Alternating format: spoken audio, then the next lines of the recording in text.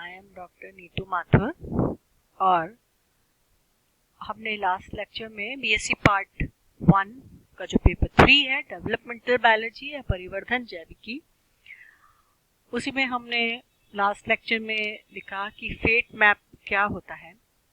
Fate map ऐसी design होती है, एक ऐसा मैप होता है, ऐसा नक्शा होता है जिससे हमें ये पता चलता है कि ब्लास्टुला की जो कोशिकाएं हैं, ब्लास्टुला अवस्था में जो कोशिकाएं हैं, वो आगे चलकर किस प्रकार से विन्यासित होने वाली हैं, उनके कौन से विन्यास से या उनके किस प्रकार की व्यवस्था से कौन से अंग का निर्माण होना है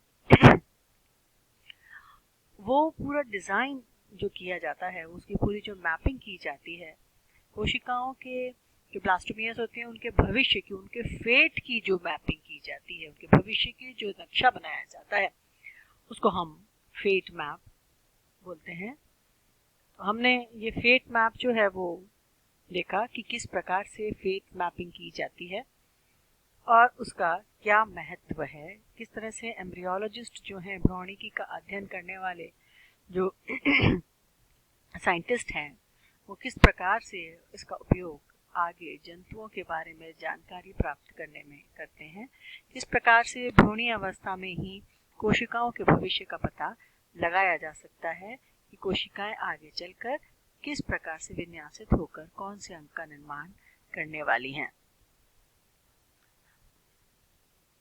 The fate maps are essential for understanding structural development and process of formation। यानी कि जो ये फेट मैप्स हैं वो ज़रूरी हैं ये जानने के लिए कि स्ट्रक्चरल डेवलपमेंट, संरचना में विकास किस प्रकार से होता है या किस प्रकार से संरचनाओं का निर्माण देखा जाता है। फेट मैप जो होता है, जैसे जैसे मेथड्स बदलते गए, फेट मैपिंग के तरीके बदलते गए, तो वैसे वैसे ही फेट मैप की जो एक्यूरेसी है वो भी बढ़ती गई। एक्यूरेट फेट मैप जो है वो बनने लग गए। एक फेट मैप जो है, उन्होंने उस टेक्नोलॉजी ने एम्ब्रियोलॉजिस्ट को अलाउ किया मॉर्फोजेनेसिस के द्वारा पढ़ने के लिए ऑर्गेनिजम्स डेवलपमेंट के दौरान किस प्रकार से प्रक्रियाएं होती हैं कोशिकाओं में, उसका अध्ययन करने में सहायता मिली। और इसका उपयोग करके हम मेडिसिन्स या स्टेम सेल रिसर्च में भी इसका उपयोग किया जा सकता है। This potential to intervene during embryological development, यानी कि भ्रूणीय विकास के दौरान जो हमने इस तरह से मैपिंग करके कोशिकाओं की स्थिति का पता लगाया, उनसे किस अंग का निर्माण होना है, किस संरचना का निर्माण होना, उसका पता लगाया, तो ये जो जानकारी है वो स्टेम सेल रिसर्च में भी और प्रिवेंटिव मेडिसिन्स के निर्माण में भी उपयोग में लाई जा सकती है। देखिए, इस तरह से डाइस का इस्तेमाल करके कोशिकाओं के विन्यास का पता लगाया जा सकता है, किस प्रकार से कौन सी कोशिकाएं किससे निर्माण होती हैं। अभी अगर हम जीनोफस का फेट मैप देखें तो ये फेट मैप इस तरह से है कि इस पर्टिकुलर एरिया से नर्वस सिस्टम का निर्माण होना है। ये पर्टिकुलर एरिया ग्रीन वाला जो है ये इसका अधिचर्म है। नर्वस सिस्टम में नीचे नोटोकॉर्ड जो है वो उपस्थित है। ये देखिए मसल्स जो है वो इससे निर्माण हो रही है। ये ब्लड जो है वेंट्रल मेसोडर्म से बन रहे हैं ब्लड वेसल्स, और ये इसके अंतःचर्म है, एंडोडर्म। तो देखिए ये जो अंडा है जीनोपस का, इसमें ये ऊपर की तरफ एनिमल पोल है, नीचे की तरफ वेजिटल पोल है। और ये एनिमल पोल और वेजिटल पोल है, और ये सर्कम नोटोकॉर्ड साइड है ये वाली, और ये कॉन्ट्रा नोटोकॉर्ड साइड है। उस तरह से अगर एसीडीएन का फेट मैप देखें तो भी हम देखिए इसी तरह से नजर आ रहा है। ये ऊपर ये इतने कोशिकाएं इस तरह से विन्यासित होती है कि ये ग्रीन वाला पोर्शन में पूरे में अधिचर्म का निर्माण हो रहा है, उसके नीचे तंत्रिका, उसके नीचे नोटोकॉर्ड का, यहाँ देखिए एंडोडर्म का, और ये रेड में मसल्स का। तो इस तरह से कलर्स का या डाई का इस्तेमाल कर अलग अलग एरियाज की जानकारी हम ले सकते हैं। So अभी हमने देखा कि the fate map is a diagram which shows that what will become of each region of the embryo in the course of normal development। जैसे कि मैं अभी तक बता दे आई हूँ कि नॉर्मल डेवलपमेंट में कौन सी कोशिकाएं किस क्षेत्र को ऑक्यूपाई करेंगी, किसी भ्रूण में किस अंग का निर्माण करेंगी, कहाँ मूव करेंगी, किस तरह से अपने शेप को बदलेंगी और किस स्ट्रक्चर में परिवर्तित हो जाएंगी, ये सब हम इस फेट मैप के डायग्राम से देख सकते हैं। देखिए ये एनिमल पोल है, ये वेजिटल पोल है, और जो एगर चिप्स हैं उनके अंदर डाई डालकर इनके अंदर इंट्रोड्यूस करा दिया। जैसे जैसे कोशिकाओं का मूवमेंट होगा वैसे वैसे ही कोशिकाओं के मूवमेंट के साथ में ही ये एगर जो चिप्स हैं ये मूवमेंट करेंगी, और इस एगर चिप्स के जो डाई वाले एगर चिप्स के मूवमेंट का अध्ययन करके हम इसके विन्यास का आसानी से पता लगा सकते हैं। ये इसका देखिए ये एंटीरियर पर ये अगर हम देखें तो इस तरह से नजर आता है। देखिए ये पूरा एम्ब्रियो है, इसमें चिप्स इस तरह से लगा दी चारों तरफ। जब डेवलपमेंट हुआ, इसका रोटेशन हुआ 90 डिग्री पर, ये सारा ऊपर की तरफ आ गए। ये देखिए इस तरह से एम्ब्रियो में स्टेन हुआ और ब्लास्टोपोर बना, जिसमें कि ये ब्लास्टोपोर वाला पोर्शन है जहाँ से जो the dorsal lip of blastopore where cells begin to enter the embryo, अंतर्वलन द्वारा एंटर करने लगते हैं। तो जैसे जैसे इनका मूवमेंट हो रहा है, अब देखिए वैसे वैसे ही मूवमेंट के साथ साथ ही डाई भी जो है जो अपना रूप दिखा रही है, उसका पाथ दिखा रही है। ये epidermis, this is neural tube, इसके नीचे नोटोकॉर्ड, ये somite hearts, kidney blood vessel, ये एंडोडर्म। इस तरह से रोटेशन होता है 90 डिग्री पर, ये घूमता है और फिर ये जो विन्यास है वो इस तरह से बीच में ही आ जाएगा। नोटोकॉर्ड्स, दोनों तरफ सोमाइट्स, ऊपर न्यूरल ट्यूब, इसके ऊपर एपिडर्मिस और यहाँ एंडोडर्मिस। बीच में ये जो जगह बनी है इसको हम बोलते हैं ब्लास्टोपोर। हम आगे देखेंगे कि किस तरह से जो कोशिकाएं हैं वो अंदर की तरफ मूव करती हैं। ब्लास्टोमियर्स जो है वो अंदर की तरफ मूव करती हैं और ये 90 डिग्री पर इस तरह से ये घूम रहा है। तो ये जितना भी मूवमेंट है कोशिकाओं का, और अलग अलग जगह जाकर ये अलग अलग कलर से हमने बताया है, इसका जो विन्यास है, इसकी जो स्थिति है वो ये बताती है, एक तरह से मैप बन गया है, ये बता रही है कौन सी कोशिकाएं किस स्थान को ऑक्यूपाई करती हैं। कॉर्डेट के ब्लास्टुला का टिपिकल फेट मैप है। ये जो प्रेजम्पटिव एरिया है, जो कि अनुमानित एरिया होते हैं जो कि कॉर्डेट के ब्लास्टुला में है, देखिए इसमें ब्रॉड एक्टोडर्मल एरिया है एनिमल हेमिस्फीयर में। ये एक्टोडर्मल एरिया है ब्रॉड, तो वो जो एपिडर्मल लेयर बनाती है स्किन की एपिडर्मल लेयर, इसको हम एपिडर्मल एक्टोडर्म बोलते हैं। उसके बाद में एक रिलेटिवली स्मॉलर एक्टोडर्मल एरिया है जो कि एपिडर्मल एक्टोडर्म के नीचे है, जिसको हम न्यूरो एक्टोडर्म भी बोलते हैं, क्योंकि ये न्यूरल ट्यूब या नर्वस सिस्टम के निर्माण में इम्पोर्टेंट होता है, जरूरी होता है। न्यूरो एक्टोडर्म के नीचे जो क्रिसेंट्रिक एरिया है न्यूरो एक्टोडर्म के लिए, वो नोटोकॉर्ड बनाता है एम्ब्रियो के। ये वाला एरिया नीचे, ये नोटोकॉर्ड का निर्माण करता है एम्ब्रियो के। नोटोकॉर्ड के दोनों तरफ जो रहती हैं टू लेटरल एरियाज होते हैं जो प्रेजम्पटिव मेसोडर्म का निर्माण करते हैं। दोनों तरफ हैं इसके, वो साइड में मेसोडर्म का। और जो नीचे वाला वेजिटल हेमिस्फीयर है जहाँ पर की योग की मात्रा ज्यादा है, वो एंडोडर्म का निर्माण करता है। ये वाला एरिया देखिए, अगर उसके कट सेक्शन देखेंगे तो इस तरह से नजर आएगा, ये एंडोडर्म का एरिया है।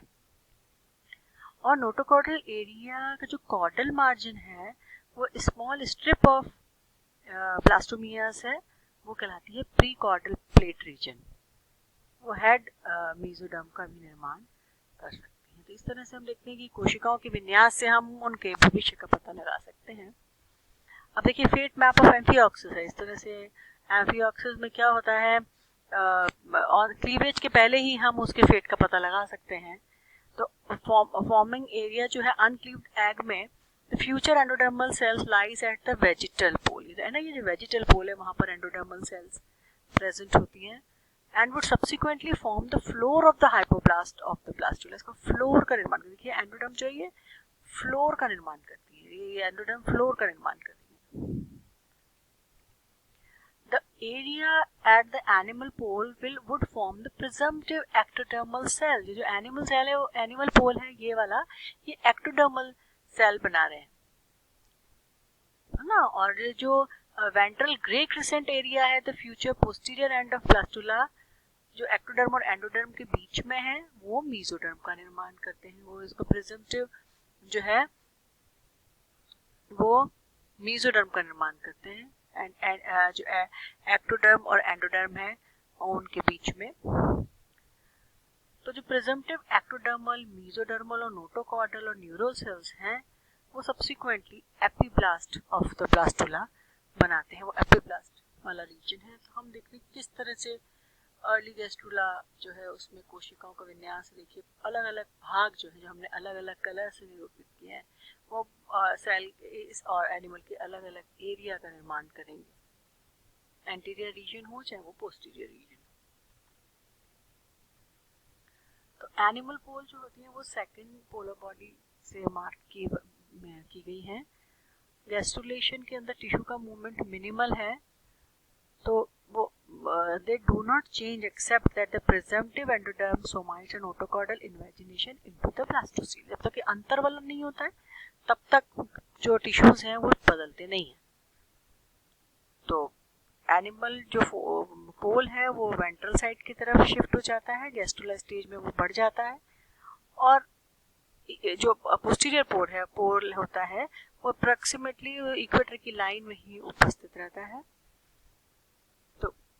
इसमें हमने देखा कि जो ग्रीन एरिया है वो न्यूरल प्लेट, न्यूरो एक्टोडर्म का निर्माण कर रहा है। ब्लू वाला एंडोडर्म है, ये देखिए इस तरह से एक्टोडर्म है, सॉरी येलो एंडोडर्म।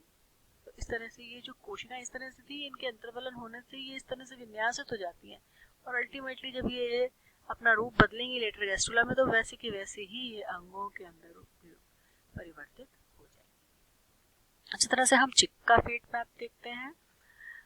हम इसका एरिया पेलुसिडा और एरिया ओपिका में इसका निर्माण होता है ना, और हाइपोब्लास्ट और एपिब्लास्ट बनते हैं। तो ये क्लियर हो जाता है कि हाइपोब्लास्ट जो होता है वो किसी भी सेल के निर्माण में मदद नहीं करता है, लेकिन ये एक्सटर्नल मेम्ब्रेन ही खाली बनाता है। तो जो चिक है, चिक का जो एम्ब्रियो होता है वो इस तरह का होता है कि उसके अंदर योग की मात्रा, पीतक की मात्रा ज़्यादा होती है और ऊपर एनिमल पोल में या न्यूक्लियस उपस्थित है, बस वहाँ पर ही विभाजन देखा जाता है। तो जो सेल एडिशन मॉलिक्यूल्स होते हैं उनके साथ, सेल्स के साथ जुड़ने वाले जो अणु हैं उनकी स्टडी से ये पता चलता है कि the chick it has become possible to construct the fate map of chick epiblast. जो 3 जर्म लेयर्स होती हैं वो एपिब्लास्ट की बनी होती हैं, तो वो एक्स्ट्रा एम्ब्रियोनिक मेम्ब्रेन भी बनाते हैं ये। तो इस जो फेट मैप है चिक का वो ये बताता है कि नोटोकॉट के चारों तरफ एपिब्लास्ट जो है वो लगा रहता है, और जो न्यूरल एक्टोडर्म होती है वो knob like structure anterior side के अंदर ये इस तरह से प्रेजेंट होती हैं, और जो एपिब्लास्ट का एंटीरियर पार्ट की जो सेल्स होती हैं वो जो होती हैं वो एक्टोडर्म बनाती हैं, और जो पोस्टीरियर साइज की होती हैं वो मेसोडर्म बनाती हैं, और एंडोडर्म और एक्स्ट्रा एम्ब्रियोनिक मेसोडर्म का निर्माण करती हैं। तो इस तरह से हम देखते हैं कि जो भी सेल्स हैं उनका जो भी ओरिएंटेशन होता है वो इस तरह से है कि वो अलग अलग ऑर्गन को निर्मित करते हैं। इसके ये जो हम अर्ली गैस्ट्रुला का सैजिटल व्यू एम्फीबियन का फेट मैप देखते हैं, इसमें देखिए किस तरह से हमने अलग अलग कलर से बनाया हुआ है। ये इस तरह जब अंतर्वलन होता है कोशिकाएं अंदर की तरफ जाने लगती हैं ब्लास्टुला अवस्था से, तो ये डॉर्सल लिप ब्लास्टोपोर का ये ब्लास्टोपोर होता है, ये इसका प्रेजम्पटिव एंडोडर्म है, ठीक है, ये प्रेजम्पटिव सोमाइट मेसोडर्म है, ये टेल मेसोडर्म है, लिटल प्लेट मेसोडर्म है, नॉन न्यूरल एक्टोडर्म है, यहाँ से न्यूरल एक्टोडर्म। तो इस तरह से अलग अलग कलर को दर्शाने का तात्पर्य ये है कि हम ये बताना चाहते हैं कि कोशिकाएं अपने आप चलती हैं, अपने आप माइग्रेट होकर अपना एक विशेष स्थान ग्रहण कर लेती हैं और फिर उसी तरह से कार्य करके एक विशेष ऑर्गन का निर्माण पर्टिकुलर जीव में करती हैं। और इस तरह की जब हम मैपिंग करते हैं तो हम उसको फेट मैप बोलते हैं, जो अभी हमने अलग अलग जंतुओं में देखी। This is all about fate map of embryo. Thank you. तो ये फेट मैप्स जो हैं ये अलग अलग जंतुओं के हमने देखे हैं जो समझने के लिए। Thank you.